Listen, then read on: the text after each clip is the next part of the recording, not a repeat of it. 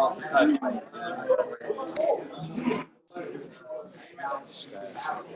you're right. Yeah, we're zooming it and we're yeah. Okay. Very good. Shalom, everybody. So let's get straight stuck in here to understanding a little bit some of what's happening with Chanukah. There's so much. Chanukah is one of those, not like Sukkot, where you struggle to find a lot of things written. Chanukah is like this Mori, we can Arukamatz Midor Chavim just to try and catch up with the basic literature on it. But I think it's always worth trying to work through the Midrash Chazal and trying to work through the Gemaras and see if we can pick up something. So one of the things I want to focus on a little bit is something that's very strong in Chazal, which is and ever since, which is the link between the whole Mechiras Yosef and Chanukah. Now, they're obviously, and the Ramazim are endless, but the Sedras themselves will align with what's happening. But let's just start even before then, because one of the things we have to really understand is our Pi Chazal, that Chanukah, there's obviously a mitzvah Chanukah in general, but if you look at the Gemara, when the Gemara says my Chanukah, and Rashi says al ezen es kavua, right? So in other words, it's not my Chanukah, it's not what actually Chanukah is. It's what miracle they were kovet, and the most obvious reason for that is Chanukah should have been a one day thing. Right? Every time that the whole Megillas Tanis is full of special days where it's also Behesped or Betanis, but it could be a day where you say Hallel, or even you Moidem Hallel.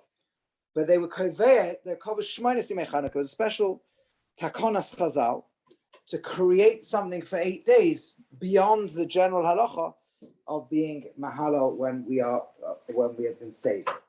And Chazal themselves relate that, because they relate the whole of Chanukah to something much more fundamental than a normal scenario of we were in danger, we got saved, we Mahalo to Godesh Baruch Hu.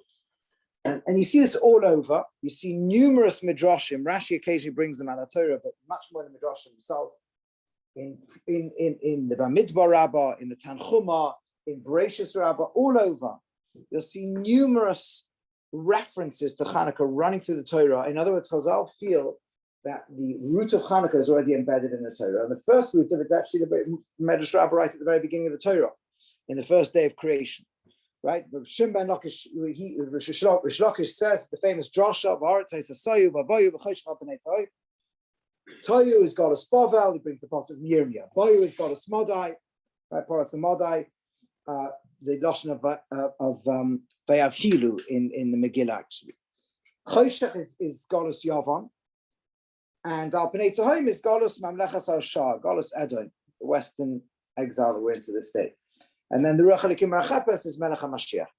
This is how he disdoshed the pasuk. In other words, the primal fundamental pattern that is built into the first day of creation and that manifests repeatedly through Ma'aseh Bereshis, and the Medrash brings many examples, is one that also plays out as a metastructure of all of Jewish history.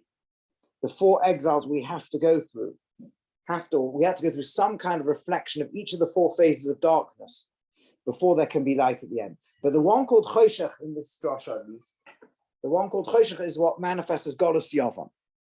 And it raises obvious questions, the most obvious question being why you would call Yavan Choshech, right? Although we kind of all know loads of answers to that, it's worth dwelling for a moment on the question.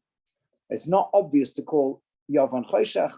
Those familiar with what's quoted B'Shem the Zohar will know that there's a certain light to Yavan, but even without knowing the Zohar, just historically, it would be unusual to use the word Choshech for Yavan. It's not impossible to answer. I'm not saying it's, there's plenty of answers there, but just to be aware of the fact that Chazal link it to Choshech, and they quote Shech Shicha name Shel Yisrael, they darken the eyes of Yisrael. It's a kisvah l'chavakar and ashar right on the horn of an ox. Ein on a chelik v'lo Yisrael. That's the medrash.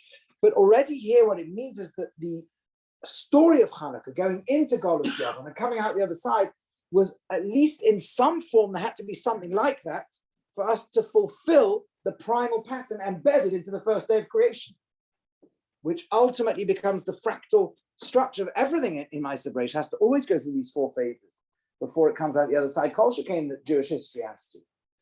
So going into Yavan was an encounter with an essential type of Choshech, and emerging from it is an encounter with an essential type of Ar, that ultimately will be the Ar that will bring Geula. And this is why it can't be a coincidence, therefore, that Chazal also noticed there's a nace that takes place with the or as well. This I just laid down because it's very clear from the word go that Chazal do not therefore see within Chanukah a problem and a solution. They see something far more essential.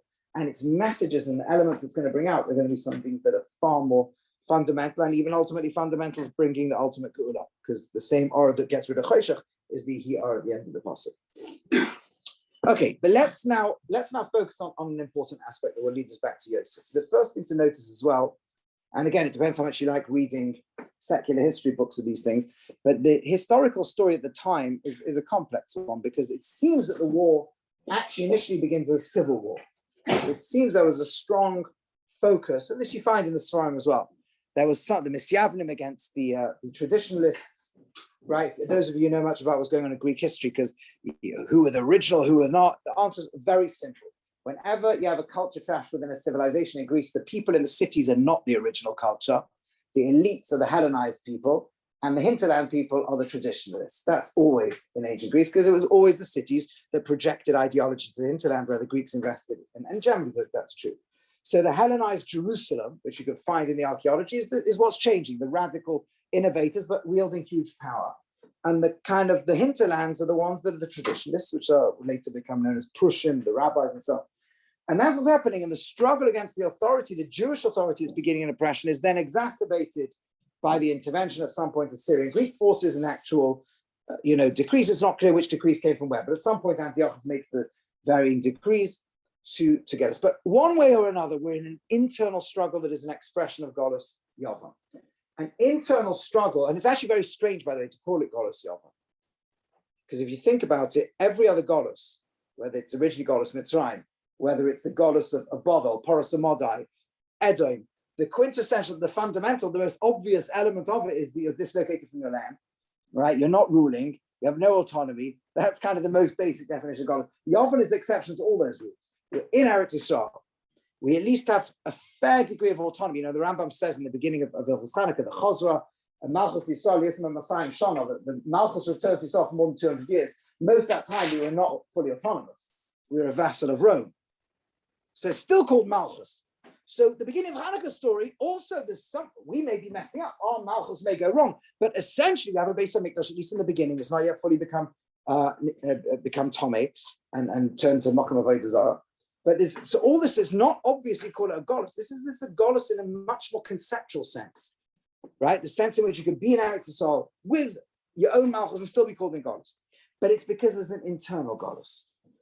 And that's why already it becomes obvious that it wouldn't be a coincidence that Chazal will look for the first real internal fragmentation of Yisrael, which is the Mechiras Yosef. The Megala Mukha says it, the Feirush says the entire Chanukah story is there to be masakin, the Mechiras Yosef. But you'll see Ramazim all over the place.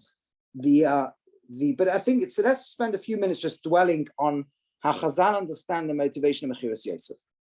Right, one of the great perplexing elements of it. We know the Pshuta Shel Mikra. There's Sinah, there's Kinah, there's a lot of stuff going on. But the Midrashim draw some deeper worries that motivated the brothers and provide at least a justification for why they would do such a thing. The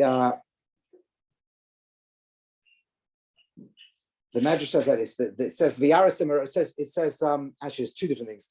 It says Hine Baal Chalom spot. When they see him, they say the Baal Chalom spot, and the Medrash plays on the word Baal rather than Cholem is coming. The Baal Chalom. This one will lead us to the Baalim. What are they referring to? Far into the future, when the Malchus will split, it'll be divided by Yerovam ben Nevat. Yerovam ben Nevat is a descendant of Yosef. And what is the first thing Yerovam ben Nevat does? Is he builds two Egel HaZahavs. He builds idols, right? So that we will not go there. By the way, just a very small, interesting aside, who is the person who tells Yerovam that he's going to do it? Achia Shiloini, and Mishkan Shira is also in the Chelik of Yosef. So it's very much a revolt of the Shevet of Yosef, or the Shvatim of Yosef, particularly Ephraim, against the previous Malchus. And the first enactment is, we're going to have Egels. That's Vayarasem Merachot. They feel somehow in Yosef has the potential to do this. By the way, it's not just the later Egels, even the very first Egel Azav is connected to Yosef, right? Because what's the Tanchum and Pashki Sisa say? That how did they get this Egel to come up? They took a slate that had written on an Aleshar, a rise ox, that was meant to be the slate, and it was the slate they used to bring up the bones of Yosef. Yosef was referred to as a shar, as an ox. And the same slate brought up an Egel Azav, meaning, and this is again, once you see Chazal's converging on something, what are they getting at? They are saying that somehow the propensity within Yisrael towards Egel Azav is embedded within Yosef. Somehow there's something about Yosef that can, and his characteristics that can lead him there. And it's not difficult to see why when we think about it for a moment. Because when you try to analyze Yosef in the Torah in the Pshuto Shel Mikra, what aspects stand out more than any other is this beauty. Chaim is constantly being chaim with everybody. He's described, the only male described as Feitoinif Asmara in the whole of Torah, right? His beauty is chaim. The Midrashim draw on this as well, that while his father's crying, he's busy in Hunar. The Medrash Rabbah says, yeah, he used to play with his hair. Rashi brings it, right? That there's something about him that is looking out to become beautiful, chain-oriented. And it's not difficult to see what the problem with that is. The person who carries charm and charisma is always a dangerous human being. Very dangerous to have these sorts of things. You try to avoid them in life. But the reason is because you have the capacity to manipulate people. And once you have power over people and the capacity to manipulate them, it's a very small step away from being the object of self-worship. It's a very small step away from fundamentally already really being an Oved Avodah Zarah. Very deep and important lesson in all of our lives. It's one of the things we're all going to struggle with at some point. But how do we avoid that? They see within Yosef a danger. This one will lead us to the Baalim. And in fact, historically, they keep being right. Yes, there's a lazy Bnei Yisosah. You just got to love Bnei Yisosah. He says, of course, the Ramazim to Yavon are obvious. Yavon is very into beauty, very into form, amongst many other things. But they get the Broch and the Torah, Yaftalakim li Yefes, Vishkei Ba'alei Shem, right? The whole Yefes beauty, it's got a place, if it could be placed within the Ba'alei Shem, but without it, it runs amok and it's a catastrophic. And the Greek ability to seduce cultures and civilizations, right, and to manipulate them and turn them into some kind of, and the entire Greek, by the way, the Greeks, what's very funny, if you ever read ancient Greek literature, if you ever find a time that's lo yom v'lo laila, do these sorts of things, you'll notice that the philosophy is so advanced, but the ethics are so beautifully justifying quite primitive things quite often. Things like infanticide, things like slavery, things like classes, things like, it's quite interesting. What gets it's all about power ultimately. It's all about power. The ones who are meant to be powerful and so on.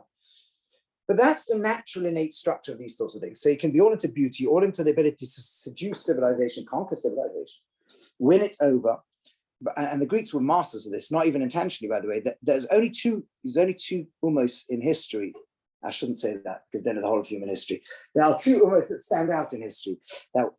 Usually when Group A conquers Group B, Group A superimposes its values and ideology onto Group B. There are two great exceptions in human history: Yisrael and Yavon. Both get conquered by Rome, and both times Rome turns into them. When Rome conquers Greece, Rome becomes Greek, basically. And when Rome conquers Israel, Rome ends up with monotheistic religion. That's what happens. But one way or the other, so this is where we were somewhere. Yosef, that's it. Okay, Yosef Yavon. So the Bnei Yisosah says, this is brilliant, says Yosef is Gematria Antiochus. It's like, wow. But what he means, in other words, is that which manifests as the seductive force that nearly tore apart Klal Yisrael. The power and the potential was already latent within Yosef. The brothers sensed it and they were petrified. They see a guy who wants to be a melech. They see a fellow, they see this stuff and they're scared of it. Now, of course, the brothers are wrong, right? This we get. By the way, if you'll notice that, I don't know if you ever learn through Sefer Zechariah, but if you ever do Zechariah, as the Mefarshim tell us, is like the hardest of all the Nevi'im to understand what his Nevi'is are all about. But there's that posuk where he says in Paraktesis, Yehuda, I draw back on the bow of Yehuda, Keshos, the bow, Milesi Ephraim, and I fill it with Ephraim, Yosef, right? With the arrow of and then I will awaken your children Tzion against your children Yavan. In other words, it's the chibur of the two. And again, there's so much ink instilled on this. I'll tell you a general rule of most Chanukah Divrei Torah this time of year. Talk about Yehuda, talk about Yosef. and then decide that whatever hashkafa you have is really Yosef. That's how it really goes. It's quite interesting what Yosef becomes. But either way, what's unavoidable is the Navi is telling us that you need to put together Yehuda and Yosef, right, in order to destroy Yavam, to awaken Sion against Yavam.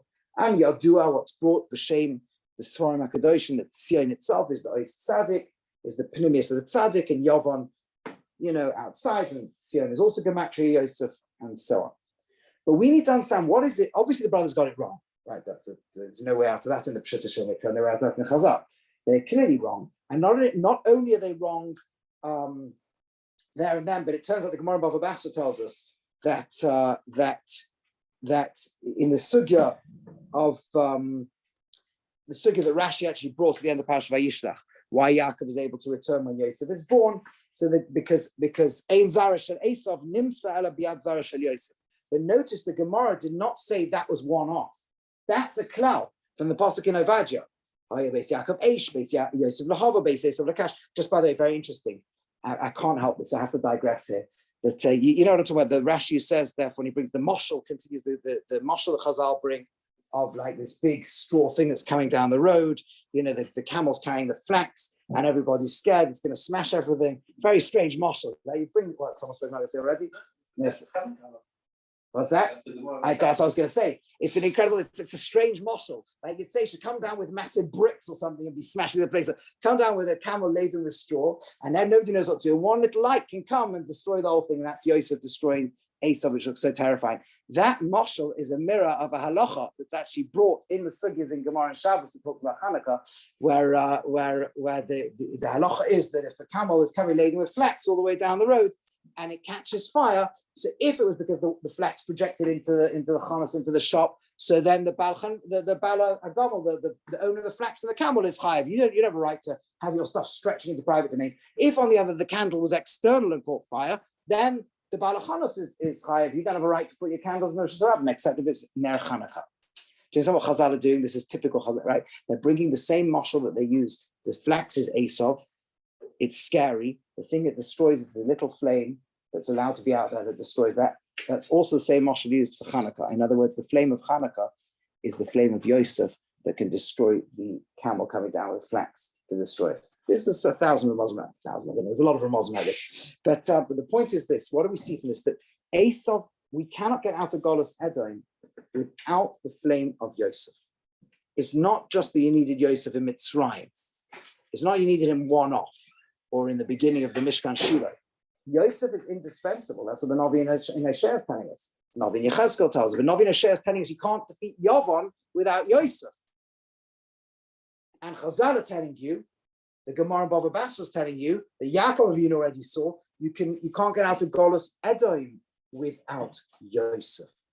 So all of this chayin and all of this, whatever it is, scary and dangerous though it is, the simple solution of just getting rid of it doesn't work. There's certain midas built into the human being that can be incredibly dangerous, but without using them in the correct way, you cannot bring tikkun to the world. You can't get out of Golus. You're stuck there forever. Yeah, the midas of the brothers without the midas of Yosef, we're never getting out of Golus. That's what it says here in the Gemara. Okay, so what is it about Yosef? Let's try now to focus on what did they get wrong. Why was the chen and the yofi of Yosef did not end up being manipulative? And actually, it's incredible if you look at Yosef. Again, back to the Pshuta Shel Mikra, you will see, and certainly in the Midrash Chazal, you'll see the same thing. In the Pshuta Shel Mikra, you will notice that he's constantly getting, all his plans fail, and he doesn't seem very bothered by that. Right? He ends up being sold, then he ends up in prison, then he ends up, wherever he goes, in every interaction he has, his primary focus seems to be on relating to the person in front of him. The classical example is Sa'amashlim and Sa'oifim. But you see it also. You see it when the brothers come back and tell Yaakov Avinu, Yaakov says, why did you mention Binyamin? He spoke to us. Look in Rashi, look at the Midrash in there. When Yosef spoke to you, somehow there was something so compelling that you just spoke back to him. By the way, you see it with the whole interaction with Yaakov when he sends them back, and they're like, they think there was money, we're going to get in trouble. And Yaakov seems to hear the idea of sending the shkedim. Maybe he's not out to get you. Maybe he wants a relationship with you. The brothers don't notice this. They go back. They first only at the end when they realize they're not going to get punished for everything. They suddenly remember to give him the nuts and stuff. Look it up yourself. You'll see it. It's very, very, very simple. Once you see it, it's very obvious. This is what Chazal bring out in many examples. I'll give you. Right. The Perkei of Eliezer says this. All the nations, all the nationalities, all the languages came. They bring their taxes and their minchas. Spoke to each one in their own language. You can mean because he spoke lots of languages, but the deep point is he spoke to everybody in their own language. Every one of us has our own language. Every one of us has our own classification of reality, our own way of being spoken to. And Yosef could speak to everybody in their language. That means he could relate to everybody. And this we see again and again, right? There's a beautiful, another medrash that says, Yosef wasn't running an economic structure. He was literally looking after the world like a shepherd looks after their flock, caring for every single one of them. Yosef has an immense level of care that manifests itself all the time. And of course, when you're Yosef, yes, there could be a very dangerous, but what Yosef succeeds in doing by actually every interaction, not focusing on what his agenda is, but focusing on the person in front of him, he ends up bringing bracha to the world. He ends up being the one part of that part of the world that has enough food to look after everybody. He ends up as the right at the end of Bereshit, the bracha he gets. Right? He is the conduit of all the bracha that comes into the world. The Gemara in Tanis, those doing Daf Yom, you'll get that soon in Chof Hey. The Gemara actually speaks, think of Yosef as the Shah. The Gemara says the Malach that brings the Kaya ben Tohema le Tatar Tohema Ilah called Ridya is Domi le Igla. It's like an egel. And it's the thing that with the conduit of bringing bracha from Shemayim to Aretz. So this same force that can be an egel azav can also be a force of immense fertility and productivity. Just by the way, the reason why the egel and the Shah are always there in the other is because until the advent of machinery, that was the greatest productivity a human could have. It was the greatest power you could harness. It was the greatest source of food, plowing, everything was your shor. The shor was the productive thing in the world. So that's what Yosef is. Now, so what is it that Yosef gets right that the brothers thought they'd get wrong? And just by the way, so unmanipulative is Yosef, I'll just tell you, it's very interesting. If you look at when Eishes Potiphar tries to seduce him, and we have the Gemara of how close this came, we talk about being Omed, ben Esayin Shel Yosef HaTzadik, and you can imagine kid Pshuto, he's a 17-year-old kid, right? Okay, Al Pi Chazal, they had some kind of Torah at that point, but he's been kicked out of his home. As far as he's concerned, his own father was part of the conspiracy. He doesn't know he wasn't. He's thrown out, he's in some dungeon somewhere.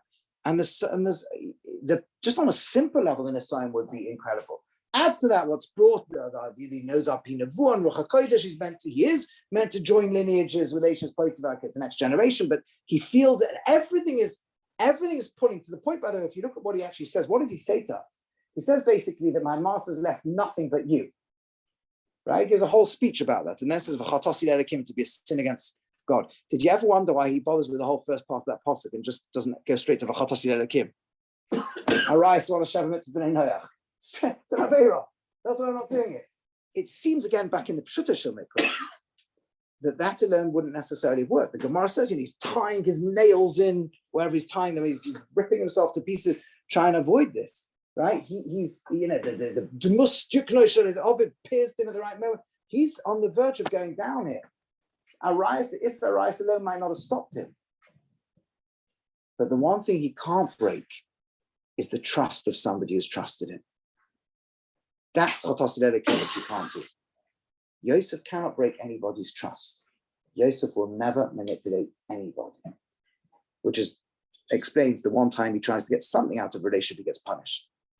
Famous kasha, what's wrong with asking for a bit of help? You're supposed to say Yosef can't. When you have that level of power over people, the one thing you're going to make sure you never do is try and get something from them.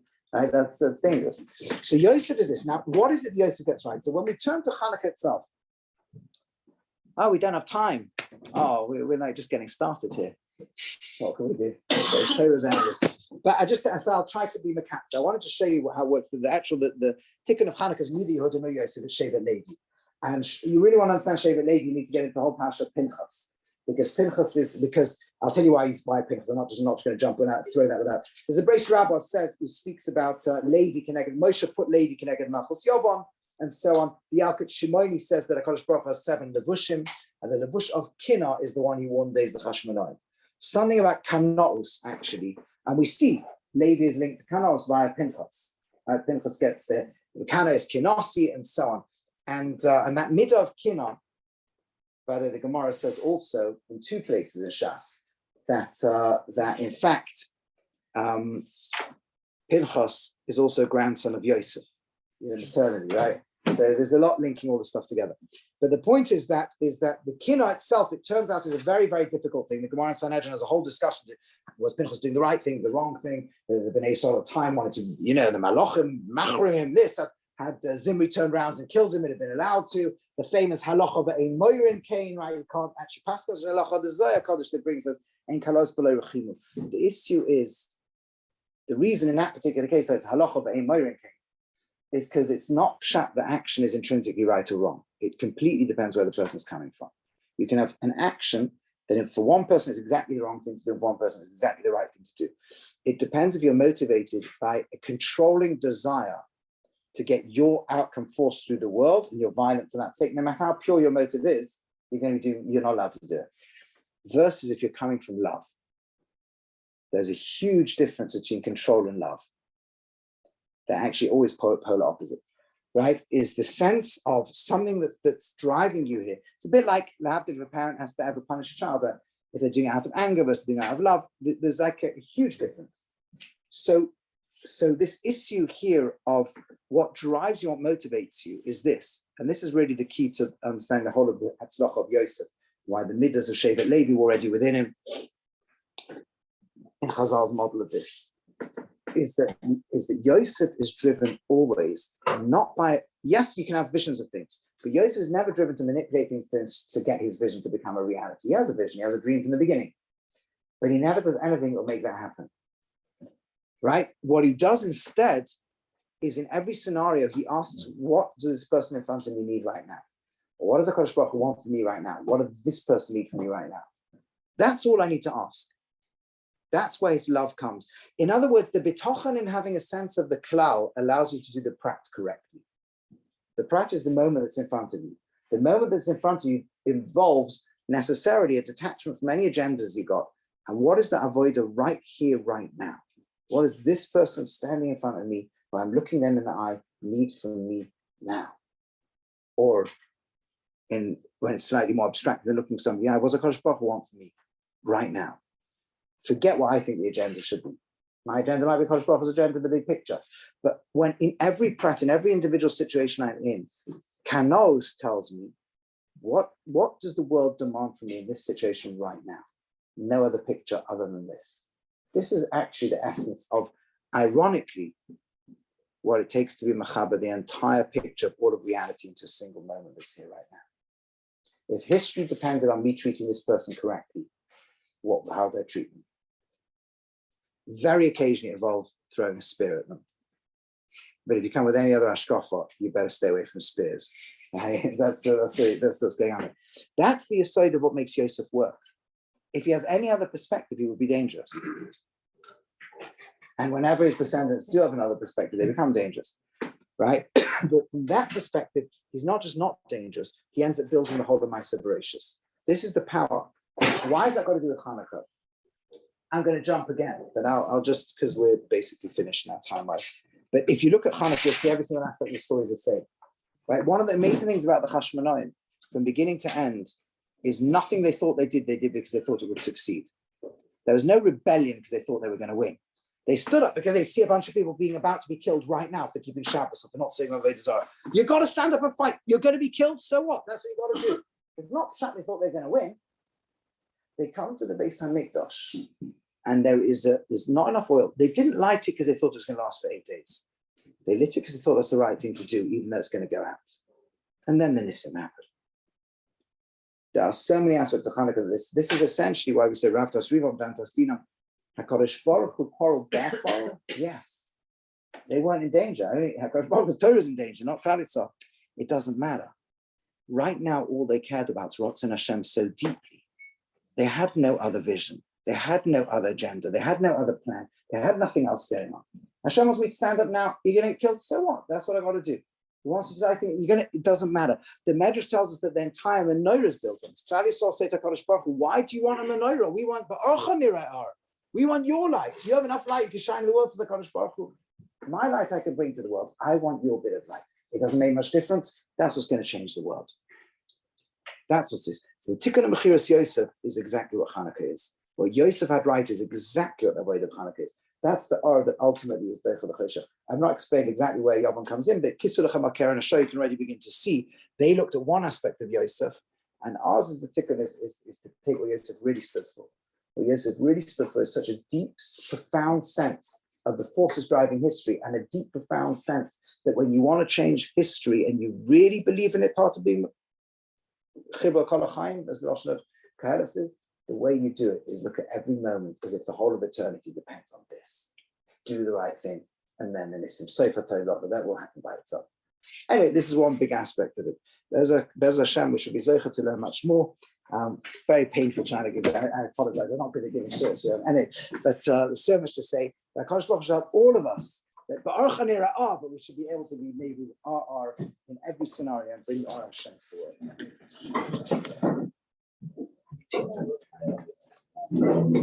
So essentially, eventually,